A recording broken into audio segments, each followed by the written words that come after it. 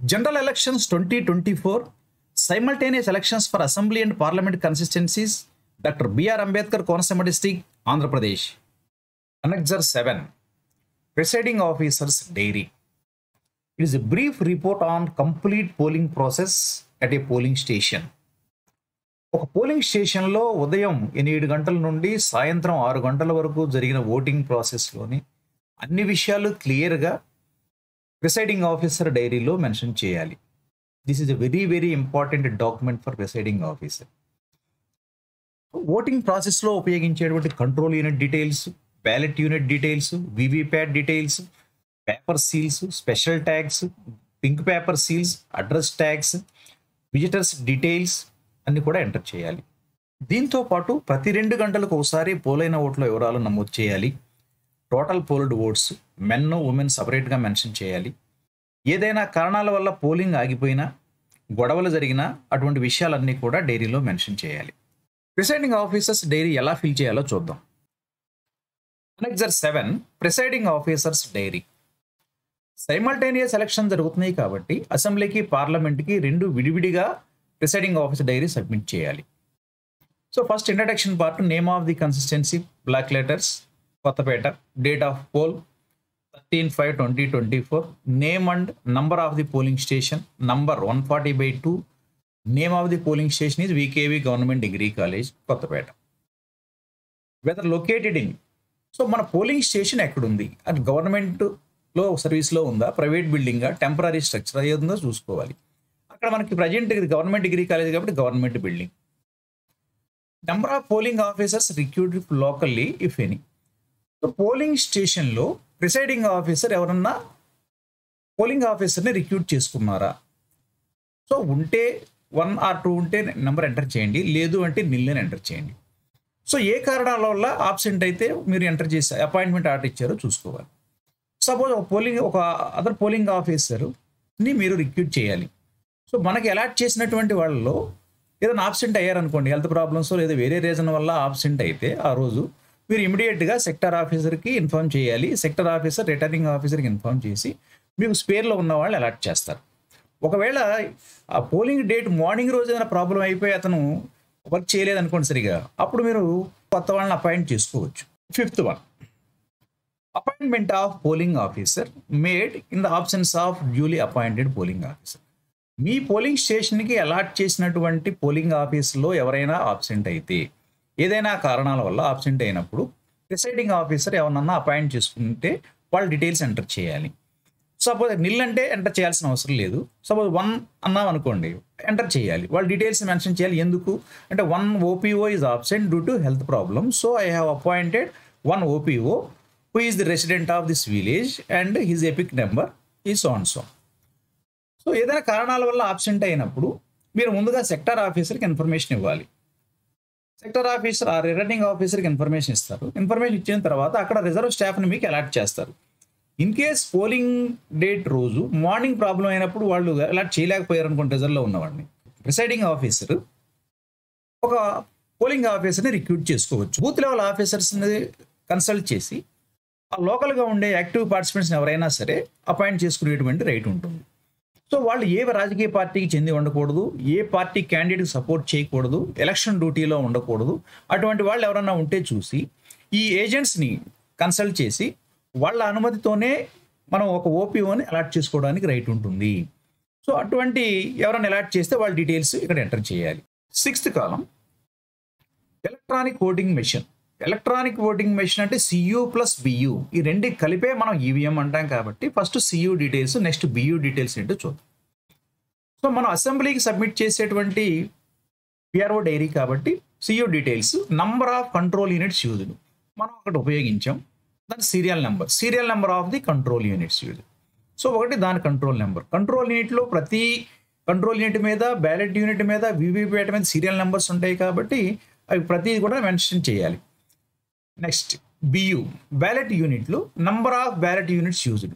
ఒక ballot unit use చేస్తాం, దాని సీరియల్ నెంబర్ కూడా ఎంటర్ చేయాలి, serial number of the ballot. Next number of paper seals used, 7th column. Paper seals means green paper seal. Green paper seals అంటే ఇక్కడ మనకి columns 2 miss అయినాయి.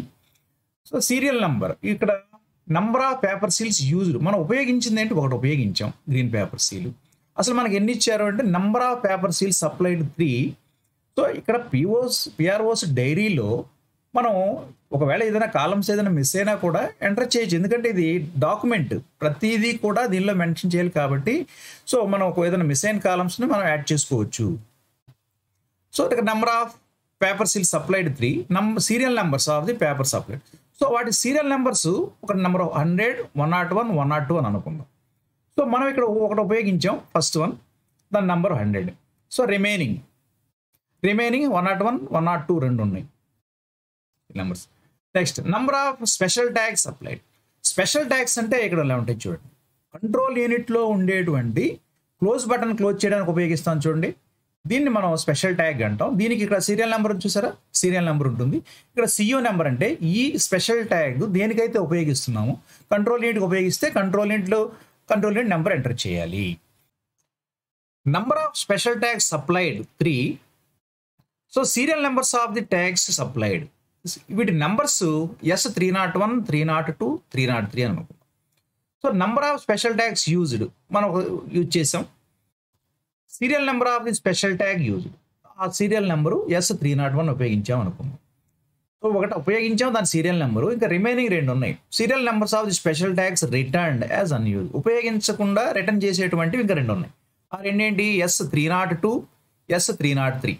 B column applicable in the polling stations where VVPAT system is used. So మన polling స్టేషన్లో VVPAT system ఉపయోగిస్తే దాని details enter చేయాలి. So number of printers used 1, printer means VVPAT. So serial number of the printer, serial number enter చేసాం. So number of candidates who had appointed polling agents at the polling stations. So polling స్టేషన్లో ఇక్కడ candidates అంటే contesting candidates ఎంతమంది ఉన్నారంటే suppose 16 members ఉన్నారు అనుకో. ఈ 16 మెంబర్స్లో ఎంతమంది పోలింగ్ ఏజెంట్స్ని అపాయింట్ చేసుకున్నారు. సో పోలింగ్ ఏజెంట్స్ని 8 మెంబర్స్ని అనుకున్నాం, 8 members. So number of polling agents present at the commencement of the poll start అయ్యే టైంలో ఎంతమంది ఉన్నారు. ఈ 8 మెంబర్స్లో సో పోలింగ్ స్టార్టింగ్ టైంలో అంటే 7 AM మార్నింగ్ ఉదయం 7 గంటలకి ఎంతమంది ఉన్నారు. సో 6 మెంబర్స్ ఉన్నారు అనుకో. సో హూ అరైవ్డ్ లేట్గా వచ్చినటువంటి పోలింగ్ ఏజెంట్స్ ఎంతమంది ఉన్నారు, వాళ్ళలో 2 లేట్గా వచ్చారని అనుకుంది. Next number of polling agent present at the close of the poll. So poll close అయ్యే టైంలో అంటే కంట్రోల్ యూనిట్లో క్లోజ్ బటన్ నొక్కే టైంలో పోలింగ్ ఏజెంట్స్ పోలింగ్ ఆఫీసర్ అందరి సమక్షంలో పోల్ క్లోజ్ చేయాలి కాబట్టి ఆ టైంలో ఎంతమంది ఉన్నారు. ఆ టైంలో మొత్తం 8 మంది ఉన్నారు అనుకుందాం. ఎందుకంటే సిగ్నేచర్స్ ప్రతిసారి కూడా annexure 6 declaration by the presiding ఆఫీసర్లో అక్కడ సిగ్నేచర్స్ తీసుకుంటాం, స్టార్టింగ్లో ఎండింగ్లో మెషిన్స్ సీల్ చేసేటప్పుడు, అదేవిధంగా ఈ రీప్లేస్మెంట్ ఏమన్నా చేస్తే ఆ టైంలో 4 పార్ట్స్ ఉంటాయి అక్కడ అనెక్సర్ 6లో, అక్కడ సిగ్నేచర్ తీసుకుంటాం కాబట్టి వెరీ వెరీ ఇంపార్టెంట్. ఈ 8 మెంబర్ సిగ్నేచర్స్ అక్కడ కనిపించాలి end of the poll. Next 10th column total number of voters assign to the polling station. అసలు మన పోలింగ్ స్టేషన్లో ఎంతమందిని అసైన్ చేశారు. సో 750 మెంబర్స్ని అసైన్ చేశారు అనుకున్నాం. సో మార్కెడ్ కాపీ ప్రకారం ఎంతమంది ఉన్నారు అలౌట్ చేశారు. సో మార్కెడ్ కాపీలో ఇచ్చినటువంటి టోటల్ ఇది absent ఓటీస్, ASD list, proxy voters, classified service voters, ఈ లిస్ట్ అంతా కూడా యాడ్ చేసిన తర్వాత ఫైనల్గా మనకు లాస్ట్ మార్కెట్ కాపీలో లాస్ట్ పేజీలో ఇస్తారు total number of voters. So వాళ్ళు ఎంతమంది అలౌ చేశారంటే మొత్తం టోటల్ అవి ఈక్వల్గా ఉంటాయి 750 అని అనుకుందాం. So register of voters form 17A ప్రకారం ఎంతమంది ఓట్ చేశారు. సో సిగ్నేచరు లేదా థంబ్ ఇంప్రెషన్ ద్వారా ఓటింగ్ చేసినటువంటి వాళ్ళు ఎంతమంది ఉన్నారంటే 650 అని అనుకుందాం. సో 650లో కూడా ఇక్కడ మనకి కంట్రోల్ యూనిట్లో ఎంతమంది ఉన్నారు. 17లో సంతకాలు చేసిన వాళ్ళు 650 అయితే కంట్రోల్ యూనిట్లో 648 అని మెన్షన్ చేసాం. ఎందుకంటే ఇక్కడ ఫామ్ 17Cలో అకౌంట్ ఆఫ్ ఓట్స్ రికార్డెడ్లో అక్కడ మెన్షన్ చేసాం, ప్రిసైడింగ్ ఆఫీసర్స్ రిపోర్ట్లో క్లియర్గా రాసాం. సో ఆ ఫాము ఈ ఫాము రెండు పక్క పక్కన పెట్టుకొని రాయాలి మీరు రాసేటప్పుడు. సో మార్కెడ్ కాపీ, అదేవిధంగా 17A, 17C, presiding officer dairy అన్నీ కూడా 4 పక్క పక్కన పెట్టుకొని మొత్తం టోటల్గా అన్నీ సరిపోవాలి. సో అక్కడ మెన్షన్ చేసాం. సరే 17AC చూడండి. సో 648 అక్కడ rule 49O. So voters decided not to record vote. So voter refuse చేసుకుంటారు. సో అంతా అయిపోయిన తర్వాత ప్రాసెస్ ఎడమ చేతి చూపుడు వేలికి ఇంకు మార్క్ వేసిన తర్వాత, సైన్ చేసిన తర్వాత, లేదా థంబ్ ఇంప్రెషన్ వేసిన తర్వాత ఓటు వేయను అని చెప్పేటువంటి వాళ్ళు ఉంటారు. Vote rejected by voter or refused to vote. So వాళ్ళు అండర్ 49 రూల్ ఓ ప్రకారం ఒకళ్ళు ఉన్నారు అనుకున్నాం. Next 49M. So voters not allowed to vote under rule 49M అంటే పిఓ రిజెక్ట్ చేస్తాడు. వైలేషన్ ఆఫ్ ఓటింగ్ జరిగినప్పుడు పిఓ రిజెక్ట్ చేసిన ఓట్స్ ఏమైనా ఉన్నాయంటే ఒకటని ఎంటర్ చేసాం. అది ఫామ్ 17Aలో ఉన్నాయి. అది కంట్రోల్ యూనిట్లో రాలేదు కాబట్టి అక్కడ 648 చూపించాం. ఆ 2 కంట్రోల్ యూనిట్లు లేవని చూపించాం. అక్కడ 17Cలో మెన్షన్ చేసాం క్లియర్గా. అందుకని ఇక్కడ డీటెయిల్స్ ఇక్కడ ది ప్రిసైడింగ్ ఆఫీసర్స్ డైరీలో టాలీ చేసుకోవాల్సిన అవసరం లేదు. అంటే ఏం జరిగింది సిచ్యువేషన్స్ రాయాలి ఇది. సో పోలింగ్ జరిగింది అంత ప్రాసెస్ అంతా కూడా స్టార్టింగ్ దగ్గర నుంచి ఎండింగ్ వరకు కూడా ఏం జరిగింది ఇలా మొత్తం డీటెయిల్స్ అన్ని రాసుకుంటూ వెళ్ళిపోతాం కాబట్టి ఇక్కడ టాలీ చేయాల్సిన అవసరం లేదు. ఎందుకంటే అక్కడ ప్రిసైడింగ్ ఆఫీసర్స్ రిపోర్ట్ క్లియర్గా టాలీ చేస్తాం. 11th column number of electors. Electors means voters who voted. Polling స్టేషన్లో నమోదైన ఓట్ల సంఖ్య మెన్ 450, ఉమెన్ 200, థర్డ్ జెండర్ నిల్, టోటల్ ఓట్స్ 650. 12th కాలం ఛాలెంజ్డ్ ఓట్స్. పోలింగ్ ఏజెంట్ ఒక ఓటర్ యొక్క ఐడెంటిటీని ఛాలెంజ్ చేసినప్పుడు ఛాలెంజ్ ఫీజు ₹2 తీసుకొని పోలింగ్ ఏజెంట్కి రిసిప్ట్ ఇవ్వాలి. ప్రిసైడింగ్ ఆఫీసర్ ఓటర్ యొక్క వివరాలను సేకరించాలి. ఓటర్ యొక్క ఐడెంటిటీ కరెక్ట్ అయితే అతనికి బ్యాలెట్ ద్వారా ఓటు ఇవ్వాలి. ఐడెంటిటీ రాంగ్ అని నిరూపణ అయితే అతనిపై కేసు నమోదు చేసి స్టేషన్ హౌస్ ఆఫీసర్ SHOకి హ్యాండ్ ఓవర్ చేయాలి. ఈ సందర్భంగా అనెక్సర్ 20లో ఓటర్ యొక్క వివరాలు నమోదు చేసి SHOకి అందించాలి. ఛాలెంజ్ ప్రూవ్ చేసుకుని ఓటేసిన వాళ్ళు ఎవరన్నా ఉంటే వాళ్ళ వివరాలు ఇక్కడ ఎంటర్ చేయాలి. ఎవరో లేకపోతే నిల్ అని ఎంటర్ చేసాం, ఉంటే వాళ్ళ నెంబర్ ఇక్కడ నోట్ చేయాలి. నెంబర్ 1, 2, 3 ఇలా. Number rejected. Voter identity prove చేసుకోకుండా రిజెక్ట్ చేయబడితే వాళ్ళ వివరాలు ఇక్కడ ఎంటర్ చేయాలి. సో ఆ సందర్భంగా కలెక్ట్ చేసినటువంటి అమౌంట్ ఫీజ్ ₹2 ఛాలెంజ్ ఫీజ్, ఆ అమౌంట్ కూడా సరెండర్ చేయాలి. 13th column number of persons who have voted on production of election duty certificate. EDC ద్వారా ఓటింగ్ చేసే వాళ్ళ వివరాలు ఇక్కడ నమోదు చేయాలి. సాధారణంగా ఒక నియోజకవర్గంలో ఉన్న వారికి వేరే నియోజకవర్గంలో ఎలక్షన్ డ్యూటీ అలాట్ చేయడం జరుగుతుంది. కాబట్టి ఎవరు ఎలక్షన్ డ్యూటీ సర్టిఫికేట్ ద్వారా ఓటింగ్ చేయడం జరగదు. ఈ సందర్భంలో పోస్టల్ బ్యాలెట్ ద్వారా మాత్రమే ఓటింగ్ చేయాలి. ప్రత్యేక సందర్భాలలో సొంత నియోజకవర్గంలో ఎలక్షన్ డ్యూటీ ఉన్నవాళ్ళు EDC ద్వారా ఓటింగ్ చేస్తే వాళ్ళ సంఖ్య ఇక్కడ నమోదు చేయాలి. వాళ్ళ ఉంటే నెంబర్ నోట్ చేయాలి, లేదంటే నిల్ అని రాస్తాం. 13A number of overseas electors who voted. So విదేశాల్లో ఉన్న వాళ్ళు ఎవరైనా వచ్చి ఓటింగ్ చేస్తే వాళ్ళ వివరాలు నమోదు చేయాలి. Number 1, 2, 3 law. Number of electors who have voted with the help of companions. Old aged people కానీ, బ్లైండ్ పీపుల్ కానీ, ఇన్ఫర్మ్ పీపుల్ కానీ కంపానియన్తో ఓటింగ్ చేసేవాళ్ళు ఉంటే అటువంటి వాళ్ళు ఎంతమంది ఉన్నారో అక్కడ మనం కౌంట్ చేయాలి. కౌంట్ చేసి అక్కడ నెంబర్ ఇక్కడ నోట్ చేయాలి. ఆ వివరాలన్నీ కూడా అనెక్సర్ 18లో ఫిల్ చేయాలి. Next 15th column number of votes cast through proxy. So service voters proxy ఓటర్ని అలాట్ చేసుకుంటారు కాబట్టి సో అలా ప్రాక్సీ ద్వారా పోలైనటువంటి వివరాలు నమోదు చేయాలి. సో ఉంటే నెంబర్ ఎంటర్ చేయాలి, లేదంటే నిల్ అని నోట్ చేయాలి. So number of tendered votes. Tendered votes ఉంటే ఇక్కడ నెంబర్ నోట్ చేయాలి, లేదంటే nil. 17th column related to under age voters. అంటే ఓటర్ లిస్టులో ఓటర్ వయసు 20 సంవత్సరాలుగా ఉండి ఫిజికల్గా ఓటర్ 15 years లా కనిపిస్తే ప్రిసైడింగ్ ఆఫీసర్ వారి నుండి డిక్లరేషన్ లెటర్స్ అనెక్సర్ 15లో తీసుకుని వారికి బ్యాలెట్ యూనిట్ ద్వారా ఓటు ఇవ్వాలి. అయితే కొంతమంది ఓటర్లు డిక్లరేషన్ లెటర్ ఇవ్వడానికి ఇష్టపడరు. అటువంటి వాళ్ళ వివరాలన్నీ కూడా అనెక్సర్ 16లో ఎంటర్ చేయాలి. అనెక్సర్ 16లో 2 పార్ట్స్ ఉంటాయి, పార్ట్ 1, పార్ట్ 2. పార్ట్ 1లో డిక్లరేషన్ లెటర్స్ ఇచ్చిన వాళ్ళ వివరాలు, పార్ట్ 2లో డిక్లరేషన్ రిజెక్ట్ చేసిన వాళ్ళ వివరాలు ఎంటర్ చేయాలి. 18th column whether it was necessary to adjourn the poll. అంటే తప్పనిసరి పరిస్థితుల్లో, అంటే అల్లర్లు, దొమ్మి, హింస లేదా ప్రకృతి విపత్తులు లేదా మరేదైనా యోగ్యమైన కారణాల వల్ల పోలింగ్ కొన్ని గంటల పాటు వాయిదా వేయాల్సి వస్తే వాయిదా గల కారణాలను వివరించాలి. 2 గంటలకు పైగా ఓటింగ్ ప్రక్రియ వాయిదా పడితే రీపోలింగ్ జరిగే అవకాశం ఉంది కాబట్టి వాయిదా వేయడానికి గల కారణాలను రిటర్నింగ్ ఆఫీసర్కి తక్షణమే చేరవేయాలి. ఈ వివరాలను ఇక్కడ నమోదు చేయాలి. పోలింగ్ ప్రాసెస్ అంతా ఫెయిర్ అండ్ పీస్ఫుల్గా జరిగితే ఇక్కడ నో అని ఎంటర్ చేసాం. ఒకవేళ ప్రాబ్లం ఏదైనా క్రియేట్ అయితే ఇక్కడ ఎస్ అని ఎంటర్ చేసాము అంటే దానికి గల రీజన్స్ మెన్షన్ చేయాలి. 19th column, number of oats cost in every 2 hours. ప్రతి 2 గంటలకు ఒకసారి పోలైన ఓట్ల వివరాలు నమోదు చేయాలి. ఎలక్షన్ కమిషన్ ఆఫ్ ఇండియా వారు నిర్ణయించినటువంటి సమయం morning 7 AM to evening 6 PM. ఆ డీటెయిల్స్ అన్నీ ఎంటర్ చేసాం. మార్నింగ్ 7 AM టు 9 PM పోలైన ఓట్లు, 9 to 11, 11 to 1, 1 to 3, 3 to 5, 5 to 6, extra column add చేయొచ్చు, 5 to 6. అయితే కొన్ని కారణాల వల్ల పోలింగ్ లేట్ అయింది అనుకుందాం. ఈవీఎంలో ప్రాబ్లం కానీ లేదా పేపర్ సీలు స్పెషల్ ట్యాగ్ ఉపయోగించేటప్పుడు ఏదైనా ప్రాబ్లం అయ్యి అరగంట లేట్గా స్టార్ట్ అయింది అనుకో. అప్పుడు మీరు టెన్షన్ పడాల్సిన అవసరం లేదు. ఎందుకంటే మనం పోలింగ్ ప్రాసెస్ ఎలా జరిగిందో క్లియర్గా మెన్షన్ చేయాలి ప్రిసైడింగ్ ఆఫీసర్స్ డైరీలో. సో అరగంట లేట్గా స్టార్ట్ అయితే లేట్గానే ఎంటర్ చేయండి ఇక్కడ. అయితే ఇక్కడ 18th కాలంలో మెన్షన్ చేసాం. పోల్ అడ్జర్న్మెంట్ ఏమైనా జరిగిందా అని అంటే మనం అక్కడ నో అని రాసాం. ఇక్కడ ఒక అడ్జర్న్మెంట్ జరిగి ఒక అరగంట లేట్ అయిందని కూడా అక్కడ రాస్తాం. ఏదైనా ప్రాబ్లం ఉంటే అక్కడ క్లియర్గా మెన్షన్ చేస్తాం. కాబట్టి అరగంట లేట్ అయినప్పుడు ఇక్కడ 7:30 స్టార్ట్ అయింది పోల్, 7:30 to 9:30. ఈ విషయాలన్నీ కూడా అక్కడ సెక్టర్ ఆఫీసర్ ఉంటారు కాబట్టి వాళ్ళకి ఇన్ఫర్మేషన్ ఇవ్వాలి. వారు రిటర్నింగ్ ఆఫీసర్కి నివేదిక సమర్పిస్తారు.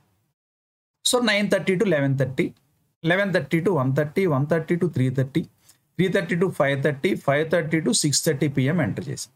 ఇక్కడ 6 క్లోజ్ చేయాలి, కానీ 6:30 అని ఎందుకు రాసామంటే ఇక్కడ నెక్స్ట్ 20th కాలంలో మెన్షన్ చేసాం. పోలింగ్ క్లోజ్ అయ్యే టైంలో క్యూలో ఎంతమంది ఉన్నారు అంటే ఒక 25 members ఉన్నారని రాసాం. సో అందువల్ల 6:30కి క్లోజ్ అయింది. ఈ 25 members ఓటింగ్ చేయించాం. అయితే క్లోజింగ్ టైంలో ఇక్కడ 25 ఉన్నారని ఎంటర్ చేశాను. ఆ టైంలో మీకు 100 members కూడా ఉండొచ్చు, 100 ఉండొచ్చు, 150 ఉండొచ్చు. ఇలా ఉన్నప్పుడు మీకు టైమింగ్స్ మారిపోతాయి. 6:30 కావాల్సింది 6:30 to 7:30 కావచ్చు, 7:30 to 8:30, 9:30 అయినా కూడా అక్కడ ఆ టైంలో ఎంతమంది అయితే క్యూలో ఉన్నారో వాళ్ళందరికీ కూడా పేపర్ స్లిప్స్ ఇష్యూ చేసి వాళ్ళందరూ కూడా కంప్లీట్గా ఓటింగ్ ప్రాసెస్ చేయించాలి.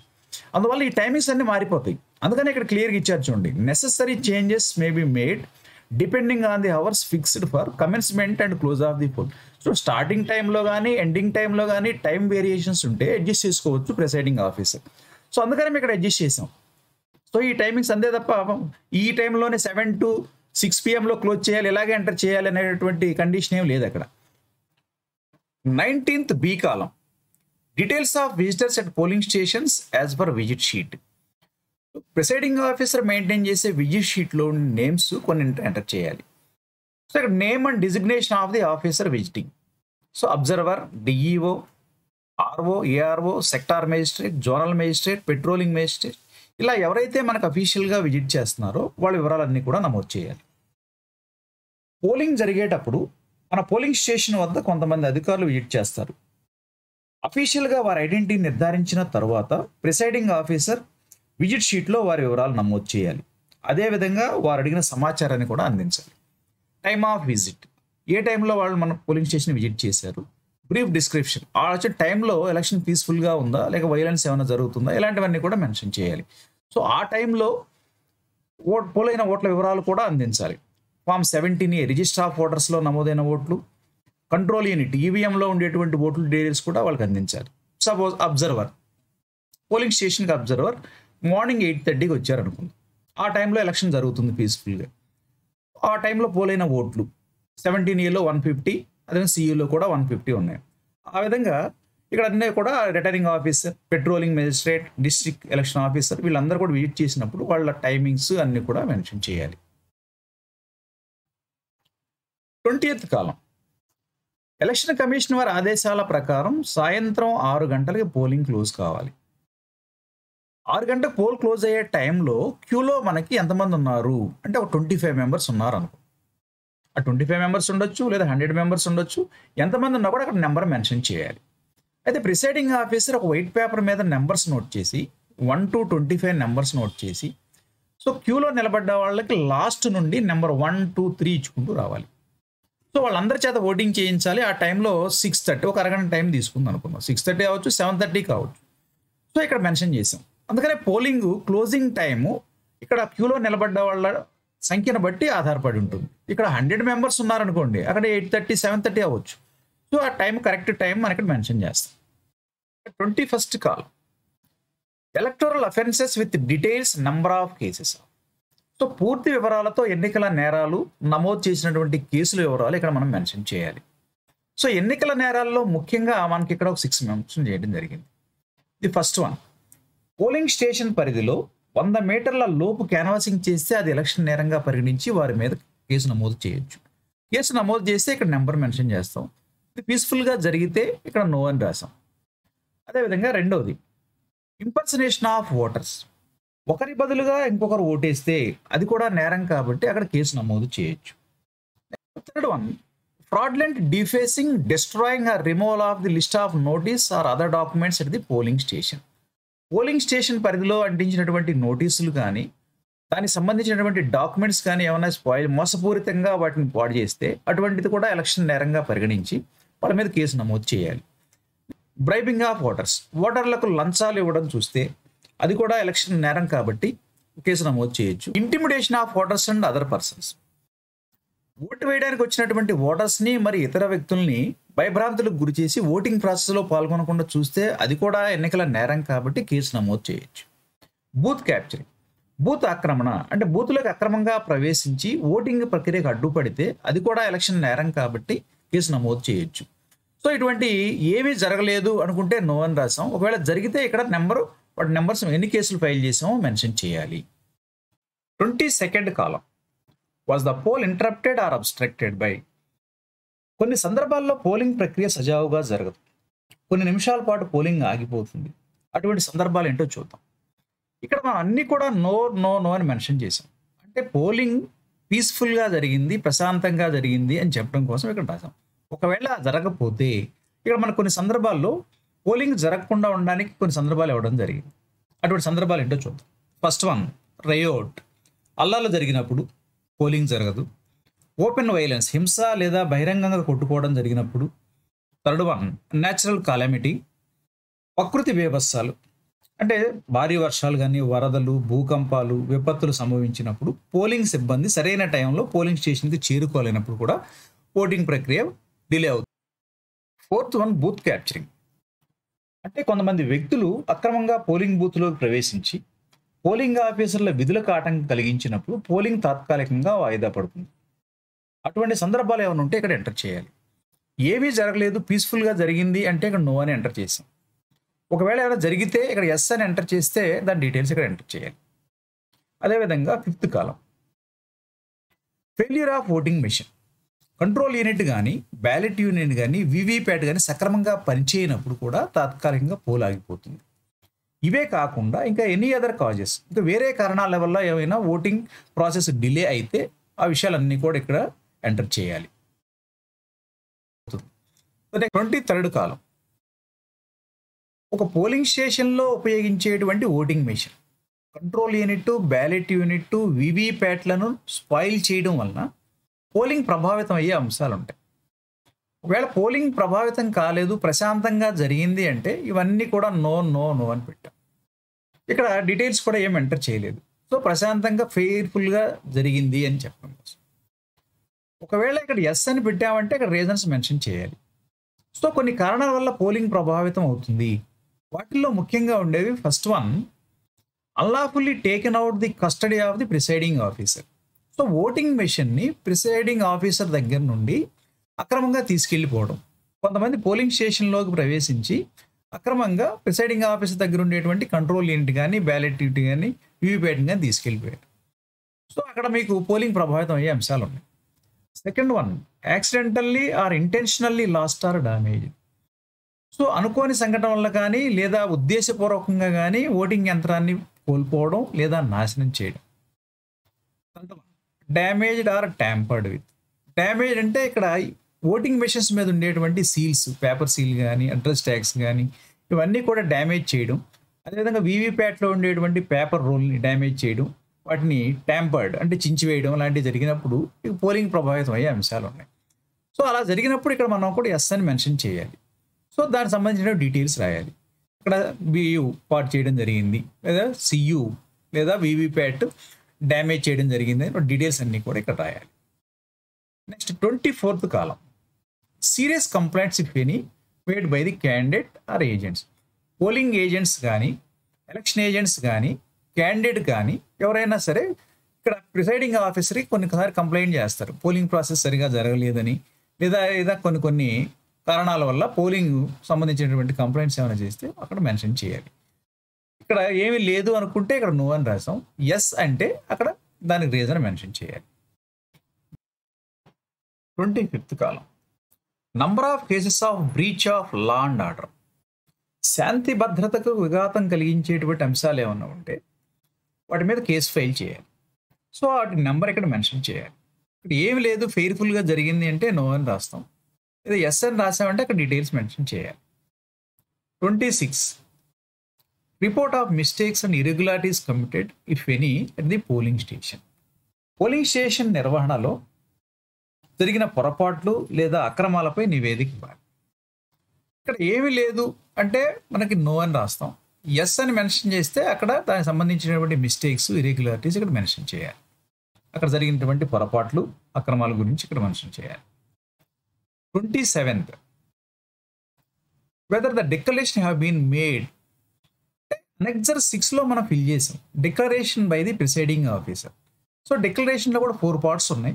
Before the commencement of the poll starting ముందు, పోలింగ్ జరిగేటప్పుడు ఏదైనా ఎలక్ట్రానిక్ ఓటింగ్ మెషిన్ మార్చాల్సి వస్తే, next end of the poll, after sealing the voting machines. ఈ 4 సందర్భాల్లో కూడా ప్రిసైడింగ్ ఆఫీసర్ డిక్లరేషన్ తీసుకొని అక్కడ ఏజెంట్ చేత సంతకాలు కూడా తీసుకోవడం జరుగుతుంది. సో అక్కడ ఇటువంటి డిక్లరేషన్ చేశారా లేదా అని అడుగుతుంది. ఇక్కడ ఎస్ అని మెన్షన్ చేస్తున్నాం. సో అక్కడ ఆల్రెడీ అనెక్సర్ 6లో ఫిల్ చేశాం కాబట్టి ఇంకా ఫామ్ సరిపోతుంది.